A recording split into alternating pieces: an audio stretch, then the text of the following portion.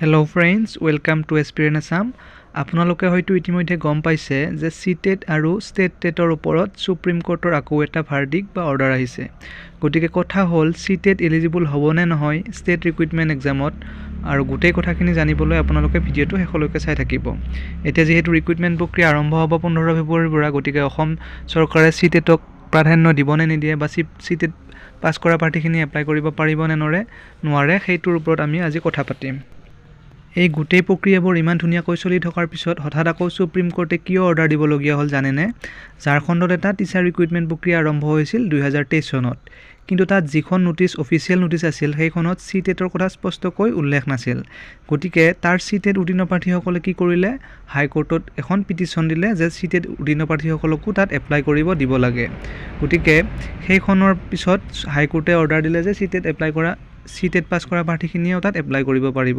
তাৰপিছত কি হ'ল, আকৌ ঝাৰখণ্ড টেট পাছ কৰা কেণ্ডিডেটখিনিয়ে আকৌ সুপ্ৰিম কোৰ্টত গ'ল আৰু তেওঁলোকে আকৌ পিটিশ্যন দিলে। তাৰপিছত সেই 2023ৰ পৰা যিটো কেছ চলি আছিল সেইটোৰ ওপৰত সুপ্ৰিম কোৰ্টে আকৌ নতুনকৈ যে হাইকোৰ্টে দিয়া অৰ্ডাৰটো কেঞ্চেল কৰিব দিয়ে আৰু কয় যে অকল ঝাৰখণ্ড টেট পাছ কৰা কেণ্ডিডেটখিনিহে এলিজিবল হ'ব সেই ৰিক্ৰুটমেণ্টৰ বাবে। ইয়াত ডাইৰেক্ট কৈছে যে the apex court verdict mandate that the only those candidate who have pass the Jharkhand teacher eligibility test will be eligible for the recruitment. অৰ্থাৎ অকল ঝাৰখণ্ড টেট পাছ কৰা কেণ্ডিডেটখিনিহে ইয়াৰ বাবে এলিজিবল হ'ব। ইয়াৰ মূল কাৰণটো হ'ল যে এখন খেলাৰ মাজত হঠাতে ৰুল চেঞ্জ কৰিব নোৱাৰে।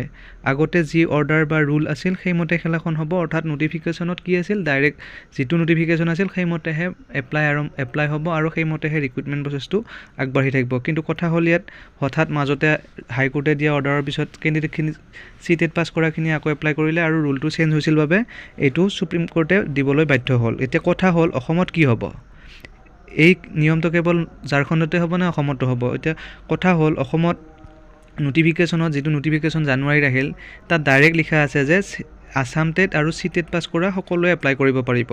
ইয়াত যদি লিখা থাকিল হয় যে অকল আছাম টেট পাছ কৰাখিনিহে এপ্লাই কৰিব পাৰিলে হয়, তেতিয়াহ'লে সিটেটে নোৱাৰিলে হয়।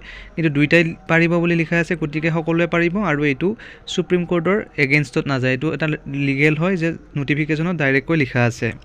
তাৰপিছত এতিয়া যদি কোনোবাই কেছ দিয়ে যে আছাম টেট পাছ কৰাখিনিয়ে ধৰক কেছ দিলে সিটেটে এপ্লাই কৰিব পাৰিছে, গতিকে নোৱাৰা কৰিবৰ কাৰণে সিহঁতে যদি আপিল কৰে এইটো তেওঁলোকৰ আপিলটো কেঞ্চেল হ'ব।